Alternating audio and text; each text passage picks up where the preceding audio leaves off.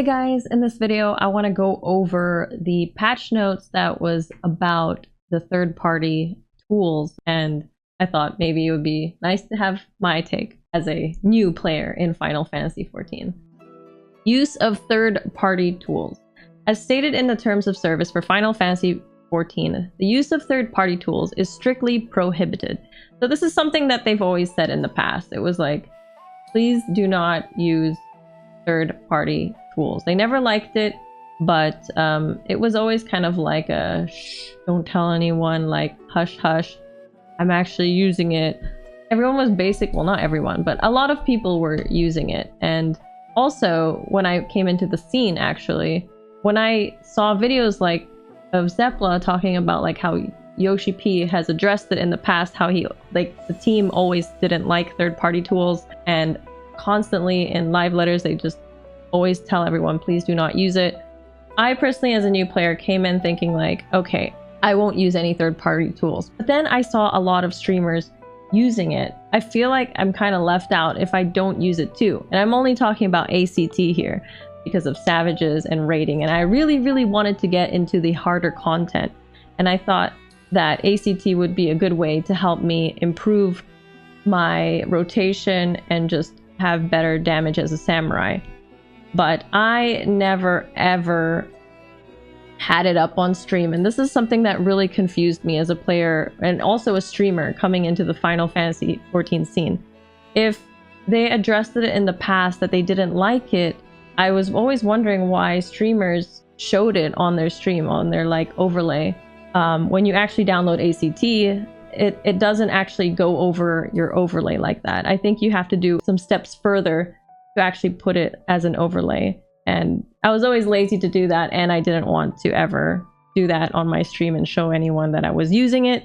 It was more for myself and only myself. It wasn't ever to like stroke my ego in front of, you know, my chat or other people, and I would never like bother other people about it. It was just for me and to get better at the game and my job. Also, another reason why I never showed ACT on my stream overlay is because knowing that Yoshi P and the Final Fantasy XIV team have said that they don't like it. I think I heard that there was some content creators in the past who do use ACT or other third-party tools or stuff like that haven't been invited to the media tour because they use such things. And not that I was ever thinking I was going to be like a huge streamer or anything for Final Fantasy XIV or a huge content creator for Final Fantasy XIV, but just in case like they ever wanted to, you know, send me something or invite me to the media tour, I definitely didn't want someone from the Final Fantasy XIV team coming into my stream and seeing my gameplay and being very disappointed that I do use third-party tools. So it was a big no-no that I was just never ever going to show it on my stream. And I've seen other streamers who have G-Shade on their stream and who use other third-party tools like chat bubbles and stuff. That's like up to them, of course, and I totally understand that everyone was just used to playing with their third-party tools, so I don't blame them. For the longest time it's been like, don't do it, but we also won't punish you. So if they've been playing with using those third-party tools for years, it is a little hard to just drop everything and stop using it. And that's why we have a lot of people who are pretty angry or upset that, you know, they kind of just can't use it anymore. Since I never got used to anything, I'm completely fine with them cutting off all third-party tools. I also understand that it's just easier for them to cut all of it as a whole rather than, you know, only a few, because it gets a little messy if they just like don't do it as a whole thing for now. And I understand that there are some third-party tools that are like really good for the game, and they actually help improve the game, and that they should take these ideas and make it, which I think they say later down here that they will do.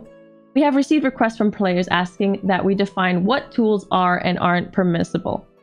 But to do so, we would require an assessment of all third-party tools available on the internet, as well as all gaming devices and their functionality. Unfortunately, such an undertaking is physically impossible. Which is why, well, maybe just do the popular ones, you know? Which is why we decided to simply prohibit the use of all third-party tools and software. Okay, so they're basically not allowing any third-party tools. And I know some people will absolutely disagree with this and not like it at all, and some people are like fine with it. As a new player, I'm totally fine with it because whatever's fair game, in my opinion. Like, if everyone can't use it, then to me that's still fair game. In the past, when they were sort of letting people just use it quietly without telling anyone, that was also fair game. It was up to you. So I really don't mind. Like I said, I think that they're just making it easier for themselves to just stop all third-party tools as of now, so that, you know, like, there's no sort of gray area where someone could be just like, well, how come you banned this person but not this person? And it'll just be like everyone is just basically getting a ban if they're using a third-party tool. It just makes life kind of simpler to just follow that rule. By the same token, it is impossible for us to check what programs are installed on every player's PC. This is why we cannot identify and reprimand offenders 100% of the time. You know, I was just thinking about this. You know, like, Riot has something to check for cheats. I don't remember what it's called, but I know in Valorant they have it. It's like some little program that runs when you open up Valorant, and it checks your PC or the game if you're actually using any like cheats. So maybe Final Fantasy XIV might have something like that one of these days, but as of now, they said that they do not. This is why we cannot identify and reprimand offenders 100% of the time. Oh, so I actually also watched Xenos' video about third-party tools. Like, he goes over this whole patch notes. I know that one of his examples was like Discord and even the browser being third-party tools, but like when I watched that, I was like, no, Xenos, that's obviously not what the devs are talking about. I know that they didn't make it clear, but the third-party tools that they are talking about are third-party tools that exist because of Final Fantasy XIV. Discord does not exist because of Final Fantasy XIV. Like, Discord exists for gamers to communicate and be used with all the games. Like, I've never really like been in a gaming community where like third-party tools was really an issue. Maybe it's just an issue for like MMORPGs. I have no idea, but like this has never happened. Like, I used to play Hearthstone, and the only like there's like a couple of third-party tools which basically do the same thing. It's like the card trackers. It's called, one is HS Deck Tracker and another one's called Firestone, and they actually allow both of them. Pretty much every streamer uses it. The only time it's not allowed is when you're playing competitively. But yeah, so this is all like very new to me, and for me, I don't know. I feel like it's whatever they want. Like, they're the developers of the game. If they say don't do this, for me, I'm just like, you know, I'm gonna respect your game and I'm not gonna do this on my stream. And that's pretty much what I've done from day one. Like, I never wanted to advertise something on my stream that they wouldn't want me to advertise out of respect for their game. So what I'm hearing is that like in the last day or two, streamers have been getting banned. And the ban is for about 10 days, I hear. Maybe it's a week, maybe it's 10 days, I don't know. But honestly, that's pretty fair. At least they didn't take away your whole account, right? So it just goes to show that this time around, they're being very serious. Yeah, they're really cracking down on this case because they don't want players to use third-party tools when clearing high-end content. They want it to be a challenge. They want you to put in the work so that, you know, you get this weapon fair and square. And I don't know, I think that's a really good thing, actually. I think that anybody who gets the latest ultimate weapon, I have mad respect for you because, you know, there were basically no third-party tools used, really, unless you did it in secret or you did it before they got really strict like this. But it's nice to see that they say that, okay, we will look into these third-party tools and we'll take some of these ideas and implement them. Now, I know that some people are saying like, no, but you're not letting us use it right now and you're going to put it in later. It does seem sucky for people who have used it in the past and are very reliant on it, but you know, it's their rules. Out of respect, maybe just like, and if you don't want to be banned, just follow their rules. High-end duties and world races. It goes without saying that we're aware of the world races for high-end duties. Honestly, they should make this like kind of like a competition. I would love to see, you know, a caster just like commentating like each group, so it's like a race that people can sort of watch together. on like a main Final Fantasy XIV competitive like channel. The world's first, who will do it? Just like a real event. That would be so cool. Without a doubt, patch 6.11's Dragon Song Reprise is the hardest duty we've ever created. Some may compare it to Unending Coil of Bahamut, but take into account our players' improved skill, the increased number of actions, and the more complex mechanics. This latest ultimate entry has the edge. Also, not only that, they have made the game easier. Like, they've made jobs easier to play. So making this ultimate harder than the past ones kind of does make sense.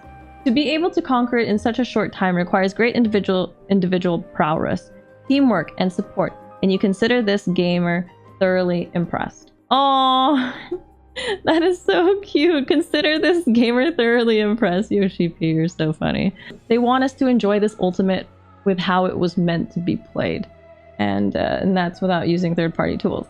However, if our recognition encourages excessive competition and controversy to the extent that players resort to third-party tools, I regret to say we may have to reconsider making comments in the future. Ooh. So they're just like saying, like, if you're gonna use third-party tools, we're not going to even promote you on Twitter. We're not gonna reply to you. We're just gonna like ignore you. Damn. Data mining and screenshot leaks. Okay. I just want to say that there are so many people who like get this information and just send it to a bunch of people who play Final Fantasy XIV, and I admit, like, I didn't know like this was super frowned upon in the community, and I totally get why it is, but when I got sent it, I remember the first thing I did was like I posted it in my community section in my YouTube, and now that I know that it's frowned upon, I won't ever do that again. I'm sorry. But yeah, like, it just ruins the excitement. Like, showing people like, hey, this is coming out, really, really does kill the excitement for when it actually is supposed to come out and excite people. This also happened when I played Pokemon Unite. Like, anything Pokemon always gets data mined. It really was a killjoy. So I can understand that this is like not something that people should do and share around. Try to keep the excitement there. In conclusion, thanks to our devoted Warriors of Light, Final Fantasy XIV has grown into a titan among games. This means that it is now home to players from all walks of life. This is so true. Like, we got like all the WoW players coming in, and we even got like someone like me from Hearthstone who's playing Final Fantasy XIV. And not just longtime Final Fantasy XIV fans, but those who have recently come to join us from myriad other game communities as well. Many more eyes are now on Final Fantasy XIV, and posting about it garners a great deal of attention, which has changed how information is shared online and spreads throughout the player base. With this in mind, I would like to encourage the development of a strong Final Fantasy XIV community by continuing to provide commentary as I have today. Truly, I cannot apologize enough for the many mistakes we made in 6.1 and the resulting disappointment in such a major patch. It's really nice to see that, you know, when Final Fantasy XIV like make an error, they're just like, we're truly sorry. You don't see that in many places from developers. The developers are usually like, I'm not gonna say sorry. So I don't know, it's just really humbling that, you know, it's like, we make mistakes, we're sorry you didn't like it, but we're gonna improve and, you know, fix things up. Because making mistakes is bound to happen always. Like, you know, you're not going to always get a game right. So that's totally fine. Good guy, Yoshi P.